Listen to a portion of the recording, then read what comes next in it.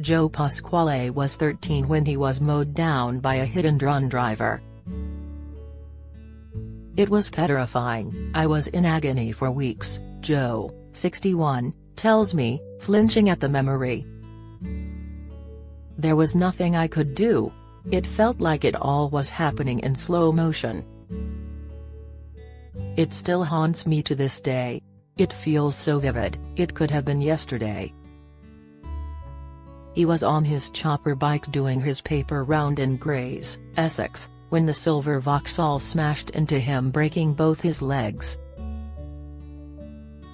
"It was about half a mile from my house. The driver didn't stop.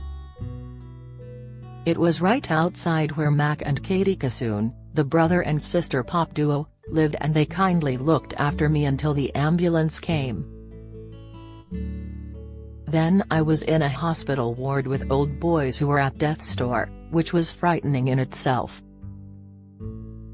I was a bit late delivering the papers," he adds with a smile. Peter Kay sparked fears from his family over career decision before turning 50. Latest, the accident left Joe's right leg slightly shorter than his left, and he missed nearly a year of school. Yet the much-loved comedian, ITV's former king of the jungle, credits the traumatic incident for his sideline as a horror writer. His legs heavily plastered, Joe couldn't make the toilet on his own and relied on an old-fashioned chamber pot.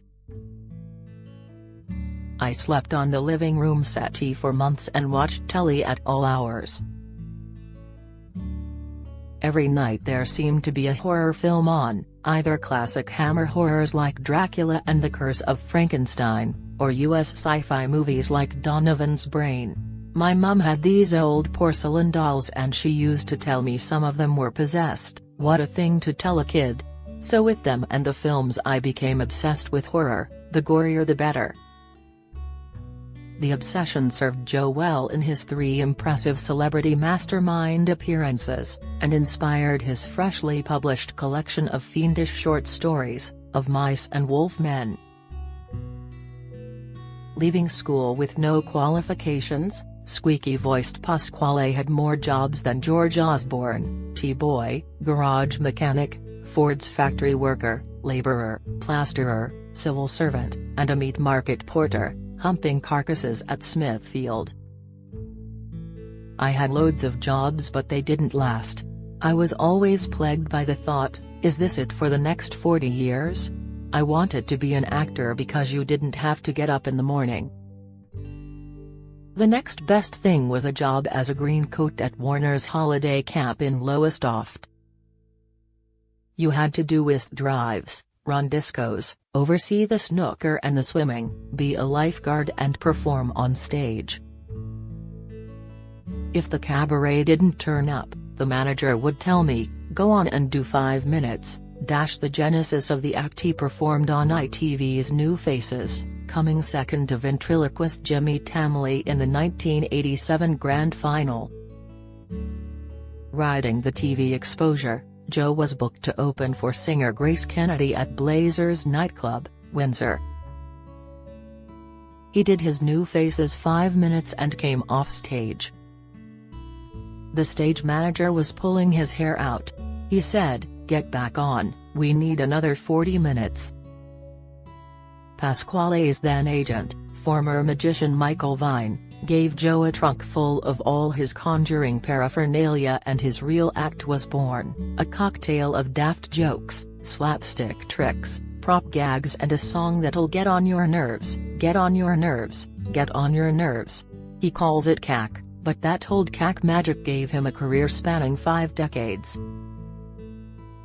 Joe frequently reduced Day O'Connor to tears with one-liners like "This is my stepladder, my real ladder left me."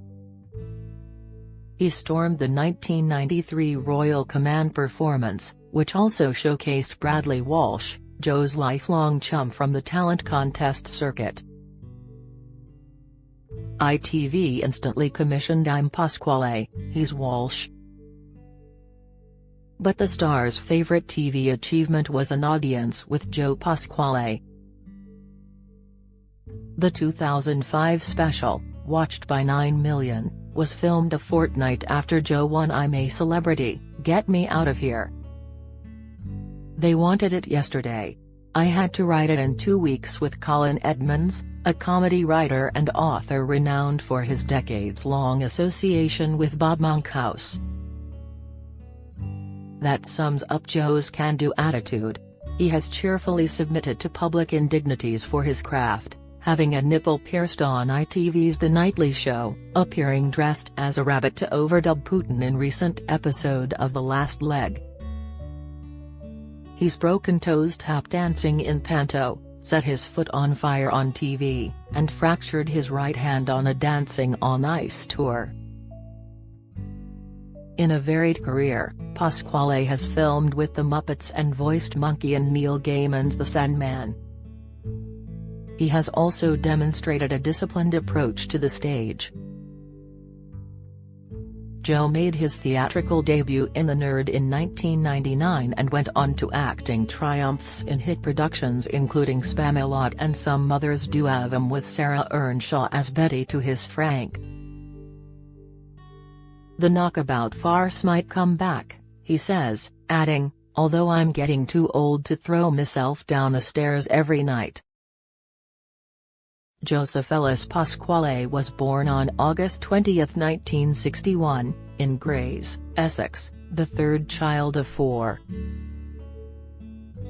My dad Joe worked in a margarine factory, Mum was a housewife. Money was tight growing up, most of my clothes came from jumble sales. My nickname was Second-Hand Joe. The twice-divorced star, who has 5 children and 11 grandchildren, currently lives alone in a 500-year-old flint cottage near Thetford in Norfolk. I'm happy, he says. I've got nobody telling me off. Despite his daffy persona, Pasquale has a degree in geoscience, boxes to keep fit, runs marathons and pilots his own plane, a second-hand Yak 52. Comedy kept him content, until the calamitous COVID lockdown. Joe delivered PPE for the Helping Hands charity rather than sit doing nothing. I did it for 3 months, whenever they called me. But not performing had depressing side effects. Being a comic saved me, he says.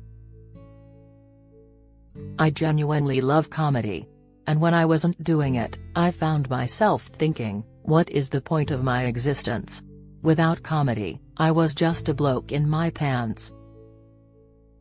I became me again, and I buried the other me, the comedian me, deep inside.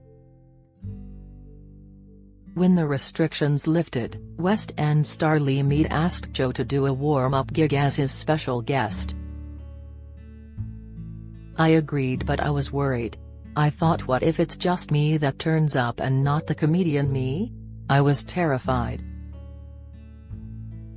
I thought it could be the worst gig I ever did, but it was great. It was like slipping into a warm bath full of honey. It all came back to me. I realized how much I'd missed it. Joe is one of the few comedians who plays well on the variety circuit and the comedy club one.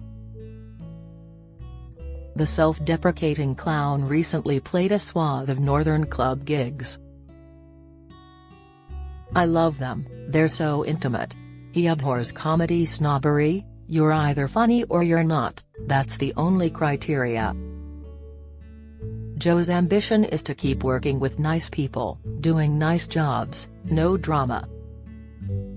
I don't like stress. Life is stressful enough. His summer tour starts this month, and he'll be in Peter Pan facing Judge Rinder's Captain Hook at Southend this Christmas.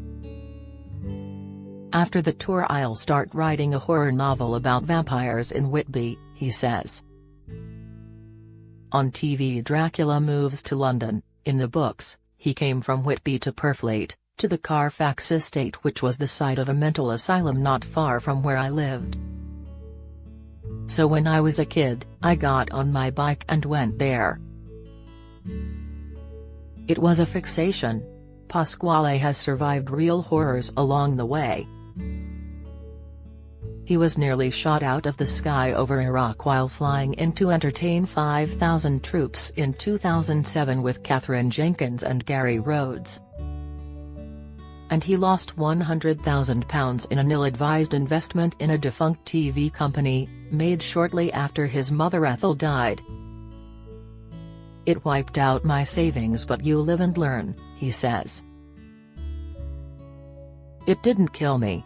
Overall, I've been lucky. I've learned to roll with the punches. I'm really happy I'm still doing it after 40 years. Don't look back at anything," he advises. "You've got to deal with today." Of Mice and Wolf Men, short horror stories by Joe Pasquale, Hellbound Books, £14.99, is out now. For theater tour tickets see joepasquale.com.